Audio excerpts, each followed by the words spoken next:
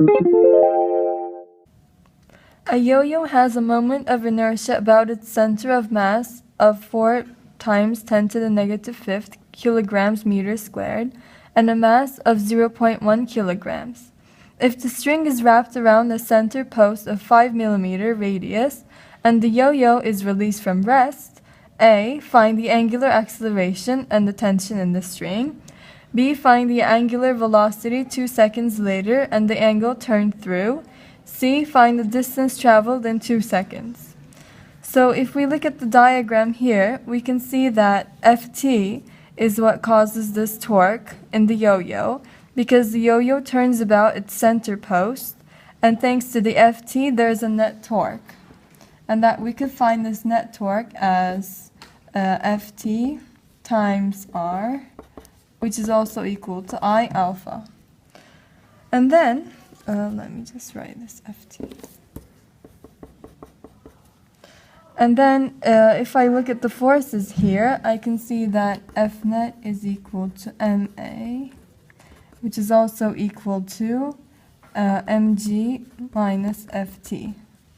And then if I want to convert this to angular acceleration, I need to say that this is equal to mr alpha. And then here, I can conclude that mg minus Ft is equal to mr alpha. If I multiply everything by r, I find that mgr minus ftr is equal to mr squared alpha. Since A is equal to r alpha, and then I can find that this is equal to I alpha, and then here I can say that mgr minus I alpha is equal to mr squared alpha. If I take everything on the other side and put it into alpha parentheses, I find that I plus mr squared is equal to times alpha is equal to mgr. And then alpha here is equal to mgr over I plus mr squared. If I substitute here, I find that my mass is 0.1 kilograms. My g is 9.81. My r is 5 times 10 to the negative third meters. My I have here 4 times 10 to the negative fifth.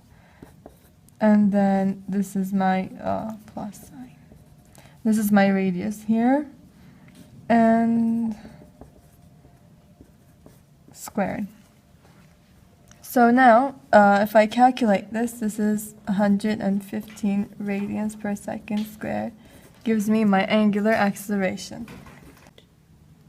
And then here, since I find my angular acceleration, I can now find my tension. Tension times r is equal to I times alpha.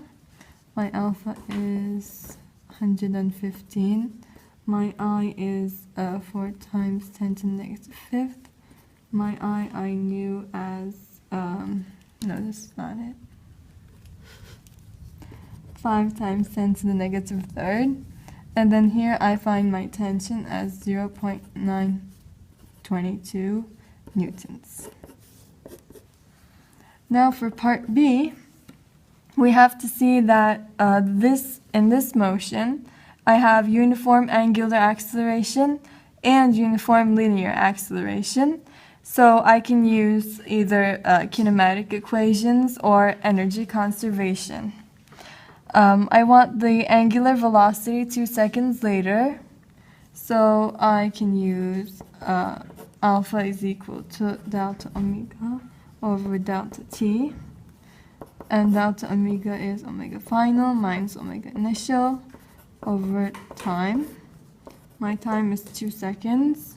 My initial was 0 since I started from rest, and then here I can find my final.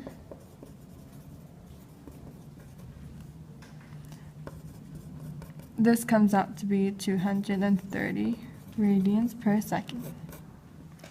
It also asks the angle turned through. And then I can use another equation here.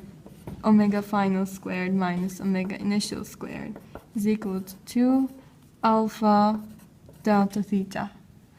Here I already know that this is 0, and I already know this one.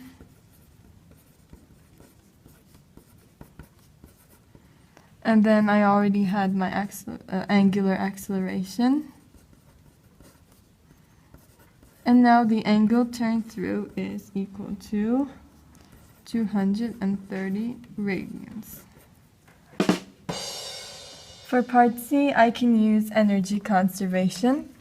At first, I only had my mgh, and then this turned into rotational motion and linear motion. So I have 1 over 2 mv squared plus 1 over 2 I omega squared.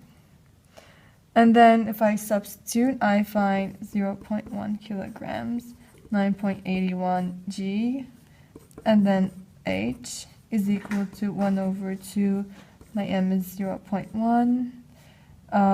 My velocity should be r omega.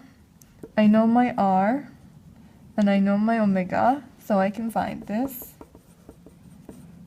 Times 230, and this squared, plus 1 over 2.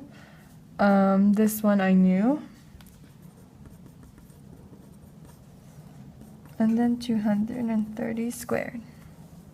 So now, if I substitute this all, I can calculate that h is equal to 1.15 meters. And this is the distance traveled in 2 seconds.